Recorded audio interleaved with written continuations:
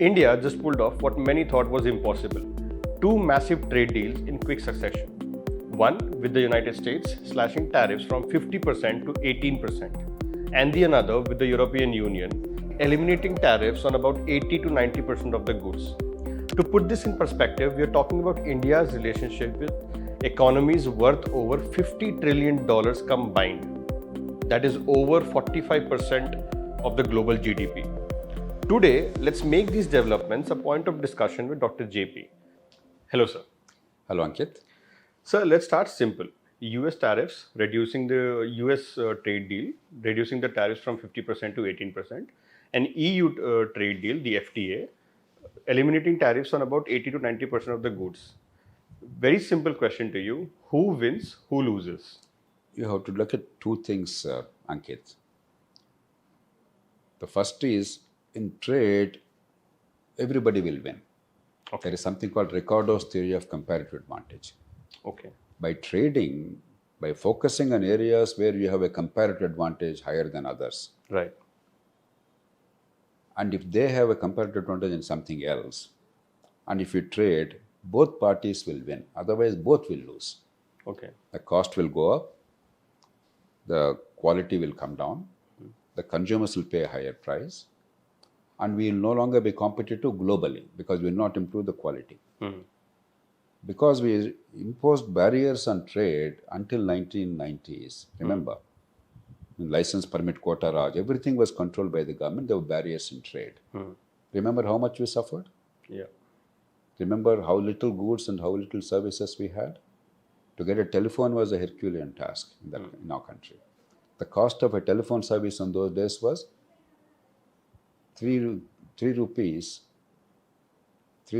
for a simple trunk call. It will take hours. 30 kilometers away, 50 kilometers away for a 3-minute call. 3 rupees in those days equivalent to some 50 or 60 rupees today. And the call would materialize after several hours.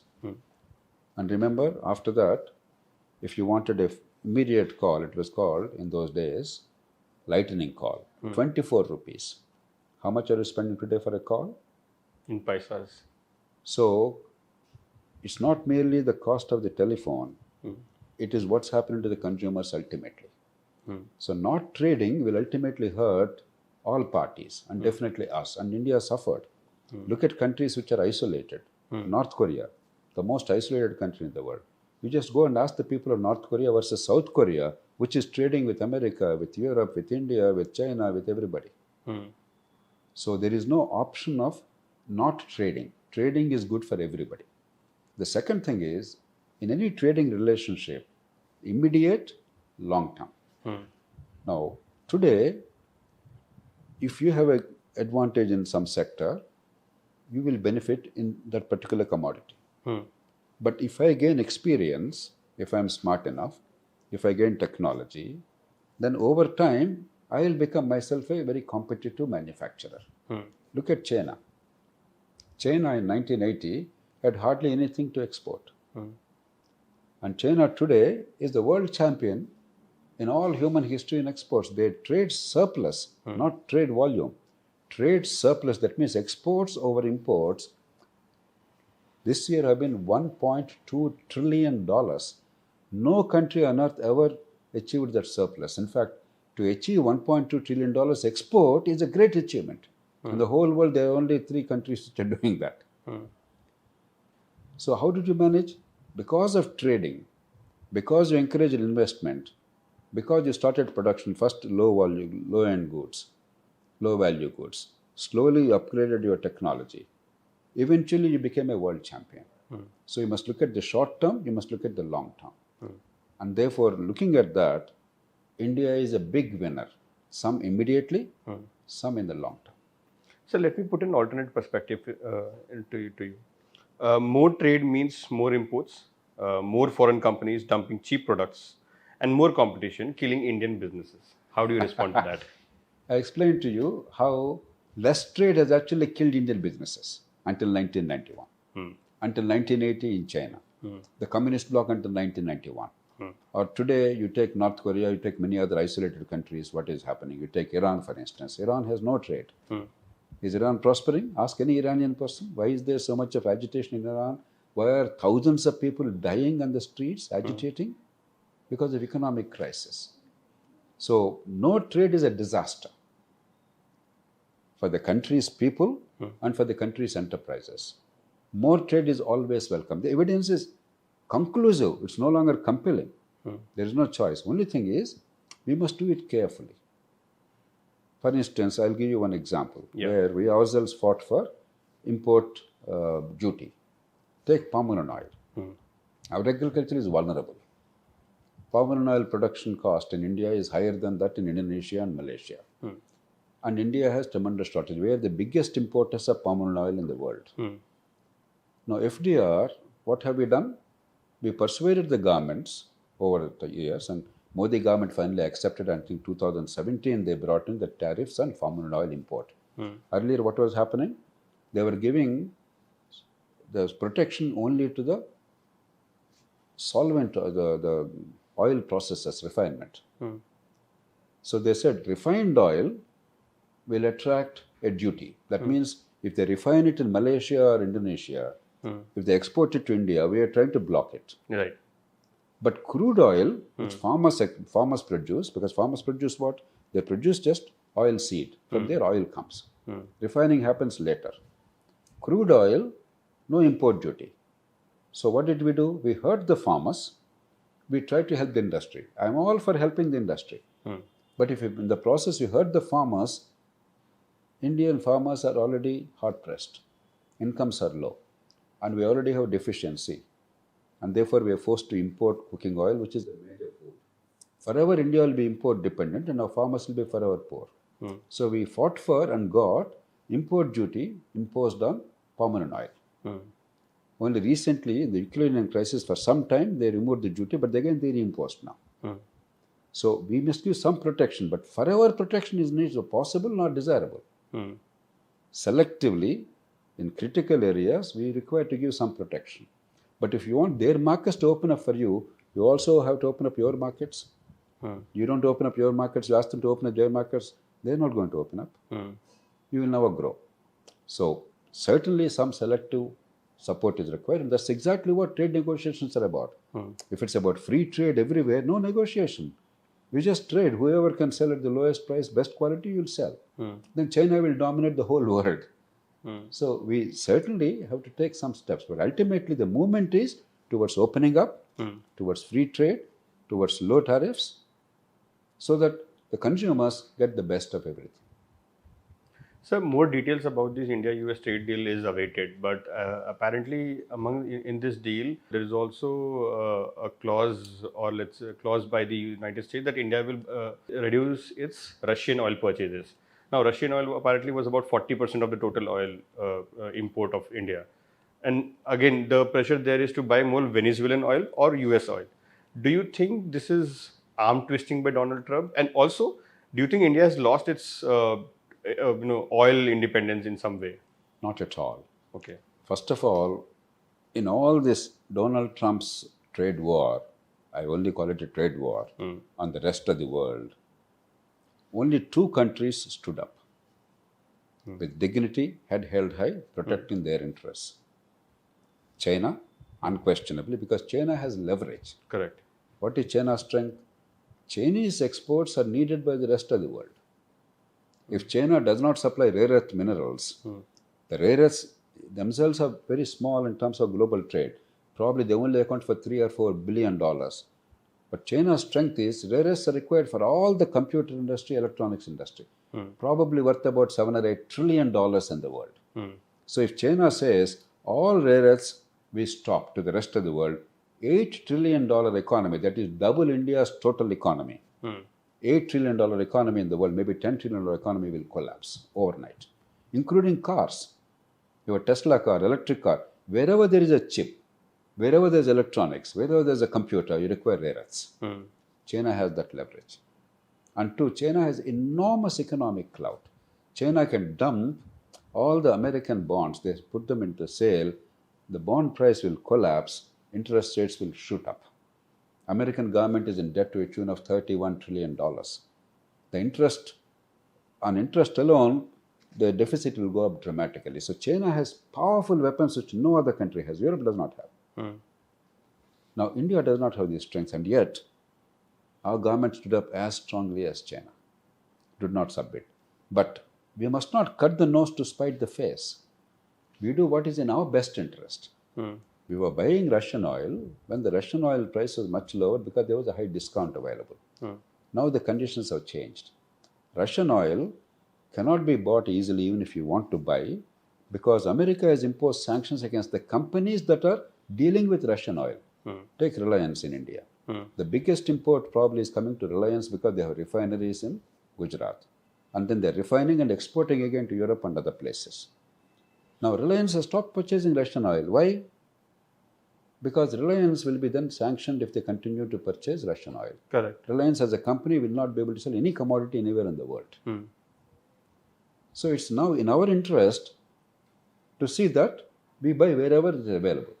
Oil is a commodity. It does not matter Russian oil, American oil, Saudi Arabian oil, Kuwaiti oil, Venezuelan oil, doesn't matter. Okay. Oil is a global commodity. The price is somewhat equal. The price difference essentially is, in case of Russia, because of discount, because they're not able to sell to major players. And in case of other oils, depending on the quality of oil. Well, oil is oil. All oils are not the same. For instance, Venezuelan oil is a heavy oil. It requires heavy refining. Therefore, the price is always lower. India is one of the few countries that naturally refine Venezuelan oil. When you buy Venezuelan oil, you buy at a lower price compared to, let's say, Saudi Arabian oil. Because there is a cost of refining, and only some places can refine it. So it's a commercial decision. And even commercially, before the trade deal, until yesterday, from 1.6 million barrels a day, that was the maximum we purchased from Russia, we already came down to 0.9 million barrels. We already halved it. Because we do what is best for us. There is a second calculation. Just as we bought oil, Russian oil, because it was cheaper price, we'll save across the year maybe about $4 or $5 billion. And we want to save money, right? Now, supposing by buying Russian oil, we are losing $50 billion. Okay. The gain is $4 billion, loss is $50 billion. Forget everything else. What is a sensible decision? Losing $50 billion or losing $4 billion? Yeah, of course. So, it is a commercial decision. We are not here to stop something because somebody said so. We are not here to buy something because somebody said so. We are here to do something in our national interest. What is beneficial to us? We have good relationship with Russia. We are the only country, along with China, that stood up. At a time when Trump was going very strong on this issue, I would not like to use very stronger language than that, very strong at that issue. We had a summit with Xi Jinping and Putin. We strongly made our stand very clear. On Ukraine war, where our sympathies are with Ukrainian people, we refused to take a stand for this or for that. So we made our case. But we are here to protect our interests, remember, our country. Xi Jinping, China and America are competing fiercely. What is happening? Whenever things are accelerating, President Trump and Xi Jinping meeting and they're shaking hands and they're saying, let's have a deal. So we are here to protect national interest. There is no personal prestige of the Prime Minister or American President. We are here to protect the national interest. So any case, we judge it by what is the benefit, what is the loss to India. And on that score, there is no question. A, America is the world's largest economy, $31 trillion economy. B, America is the largest market in the world. There is no country in the world that can say, I don't want to deal with American market. I don't want to sell to America. It is foolish. That means you're basically saying, I don't want to grow. America is the largest market in the world. 3, America is the largest reservoir of capital in the world. You want capital to come to your country? America. Whether foreign direct investment or foreign institutional investment. 4, America is the best technology in the world. You want to upgrade technologically, whether artificial intelligence or computer technology or various sectors, America is the answer. Finally, America is the greatest guarantor of security in the world. The weapons technology, the armed forces, and patrolling the sea lanes, everything. So, for all these reasons, there is no way you cannot do business with, you cannot not do business with America. You have to do business with America, just as you have to do business with China. China and we actually fought, right? Yeah. Borders, skirmishes, and earlier a war, etc. Are we saying China katif? No. When you can't say katif to China, how can you say katif to America or some other country? How silly it is. So nations have many interests. You balance all those interests. And remember, with China, we have trade. We have the biggest trade deficit with China. That means China is exporting to India much, much more than India is exporting to China. What's the situation with America? We have the biggest trade surplus with America. If you're selling to America about $80-90 billion, America is selling to only about $40 billion. We are having a $40 billion surplus with America. So you want to cut off your nose, cut off your face? For what? The one country that's giving you the greatest market access, the greatest foreign investment, the greatest dollar flow, foreign exchange. So we have to protect ourselves. It does not mean we are enemy to any country. We are friends with America, friends with China, friends with Russia, and leverage our diplomatic strengths for economic gain. Ultimately, it's all about our people, eliminating poverty, creating jobs. If you take the last few years, I think our industry has done a remarkable job. Despite America shutting off the trade mostly, not entirely, but because of the tariffs, our exports actually have grown a little bit, not much, by about 2.3-2.4% in a 6-month period, which is remarkable. But definitely there is a loss, particularly at the low end, or garments, textiles and garment, where a country with a large number of unorganized workers. So garment export stuff, ask people in Tirupur in Tamil Nadu, for instance, or any other garment makers in the country. Leather goods, gems and jewelries. These are all areas where the unorganized people, low-skilled people can be employed on a large scale. If they all suffer, then our growth only reaches the rich people. What about the poor people, unorganized people in small towns and villages? Shrimp farmers, tech farmers. Suddenly our shrimp and marine products, the exports have come down because America is the biggest buyer. So we need America. America needs us too. Only thing is we need America more today than America needs us. In the long term, if we grow, if we are smart, they need us as much as we need them. Eventually, maybe they need us more than we need them. Okay. So speaking of national interest, with these two deals, with one with the US and the other one with the European Union, the doors that these two deals open for us as a country, if we were to fully utilize the opportunity we be presented, what do we need to do? What are the things that we need to set right? Great question. But before that, let's again go back to the logic of the deals. Younger generation may not remember because India's median age now I think is 28 years or something. That means half of the people of India were born only within the last 27, 28 years. That means about 1988. People born after 1988, they are half. In 1991, something very big happened in India. Okay. We were isolated until that time. License permit Raj, no exports, no imports. We stopped imports by high import duties. We hardly had any export competitiveness because there's nothing much to export except a few commodities.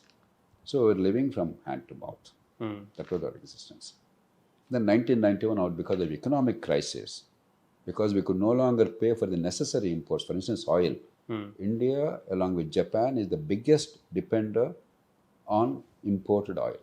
90% plus or 90% we have to import. Japan has the same problem on large economies. Every other country, even if they import, big countries, 30, 40, 50% they produce their own. India and Japan had the worst case. But Japan was so much more developed, they had so much more to sell to the world. We didn't have much to sell. Oil, fertilizer for the farmers, we had to import.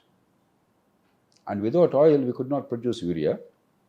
And in any case, phosphate and potassium fertilizers, we can't make indigenously. They have to come from outside. Even if we make them here, raw material has to come outside, and actually we have to import fertilizer.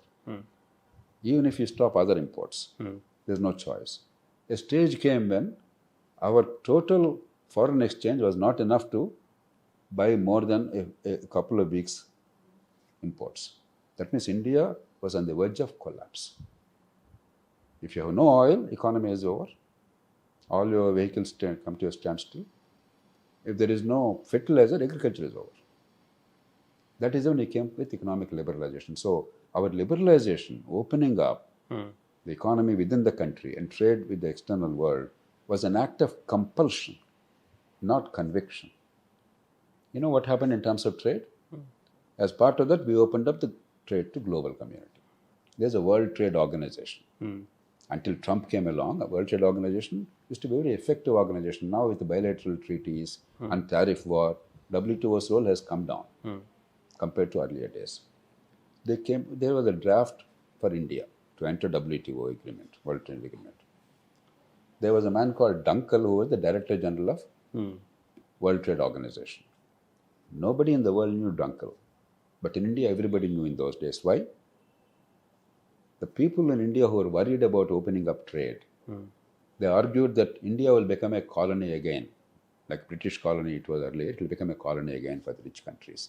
Indian independence will be gone. Our economy will be ruined. Our farmers will be ruined. Our industry will be ruined. Do not open up for trade. There were agitations, there were protests, there were hartals, there were bunds all over the country.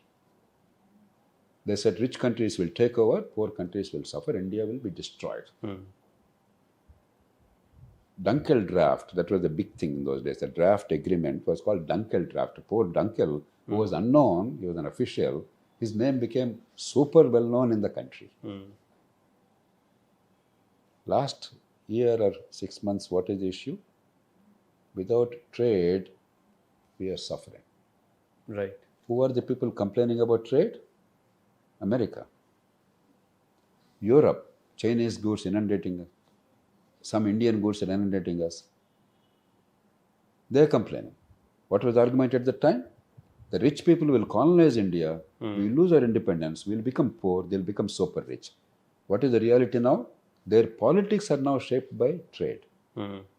Trump is in power today because, in some measure, because Chinese goods, not so much Indian goods, to some extent Indian goods, but mostly Chinese goods have inundated America. Correct. American manufacturers in what they call Rust Belt states, Pennsylvania, Ohio, Wisconsin, Michigan, and states like that. In the Rust Belt states, the working class, the workers in manufacturing industries, they all went against the traditional Democratic Party, went towards Trump. Trump won. Trump won because of trade. Because other countries are exporting to the United States. What was the argument at the time? India will suffer if you open up trade. Now, the arguments you advanced are exactly the same. India will suffer if it opens up trade. I don't have to go far. Last 30 years, young people who were born after 1988 or 1990, please understand where we were in 1991, where we are today, in terms of trade, apart from other things. So there is absolutely no choice. Now about the other question, Europe, you asked. Yeah. Like with regards to both the deals, US and EU deals, how can we fully utilize the potential that this presents? US immediately benefits will start flowing because what was exported and traded has stopped. Yes. It will reopen. Dollars will flow in, rupee value will appreciate. Our balance of payments, as we call, that means how much we have to pay in dollars, how much we are receiving in dollars by our trade and other things. The position will improve. Therefore, our foreign exchange reserve will go up, not go down. So, India will be well off immediately, straight away from today. Already you have seen stock market boomed. Yes. With European agreement, there is no such boom. There was some improvement, but there is no such boom. Because Europe, it will take time for impact to be felt. Whereas America, straight away impact will be felt from today onwards. So rupee has depreciated earlier. It became almost 92 rupees. Now it came down back by about 1.5 rupees. Stock market went up by 2,500, 3,000 points, and it will only keep going up because of the things we do. So you can see immediate impact. But long term, this is not enough. Our dream is not to simply be content with 80 or 90 billion dollars to America. Our dream is to go to 200, 300, 500 billion dollars to America. And that means we have to now enhance our competitiveness in many other areas. That's why if you notice yesterday, day before yesterday in the budget, the finance minister announced a long range things, incentives, infrastructure to make our industry, particularly in the cutting edge technologies, competitive. Also, labor market reforms in order to ensure that there's economy of scale.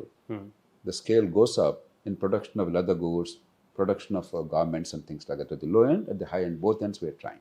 So policy is required, investment is required, technology required. Now we are well placed because now there's a trading option. If the trade is not there, if you're not able to sell your goods, nobody will invest. What is the complaint in India in the past few months and years, last 1 or 2 years? Where is the investment? Even when there are profits, corporates are not investing because they're worried about the demand. Now, they can see the demand growing. Europe, immediate benefits will not be there instantly because Europe, the market is a little harder for us to crack. There are many phytosanitary conditions in agriculture, for instance, non-tariff barriers. There are carbon capturing rules that no, if we utilize too much of carbon, and in our country, we still depend on coal for our energy, for our electricity. Therefore, we are not able to get rid of carbon economy. And there is going to be some penalty for that in Europe. So for all these reasons, it will take a little bit of time. But once we understand, as you know, as the chairman of the Tata's said, Mr. Chandrasekharan, hundreds of factories will now come because there is a free trade agreement with Europe. There is a tariff which is going to be zero eventually on both sides. And therefore, now we can sell if we are competitive. Therefore, demand is now going to be there. They're not very keen on China. Certainly, if China produces good quality goods at low price, they would like to buy. But if there's a competitor available selling roughly at the same price, they would prefer them because in the larger game of geopolitics, India is a soft power. India is a non-threatening power. India is a democratic power. India is a diverse power. Whereas China is seen as authoritarian. China is seen as monoculture, largely Han people, though there is some diversity there. China is seen as expansionist. And therefore, ideally, we can occupy that space a little bit. So Europe, definitely it's good news, but the benefits of European trade will take a little longer. American benefits immediately start flowing, but our ambition is not to limit ourselves to the current situation, but to grow substantially. Europe, we're talking about a $500 billion trade in the next 5-6 years. America, again, we're talking about maybe $500 billion trade. We're only at about $140 billion on both sides together. We're talking about $500 billion in the next 5-6 years. That means that, remember, America accounts for 25% of the global economy. Yes.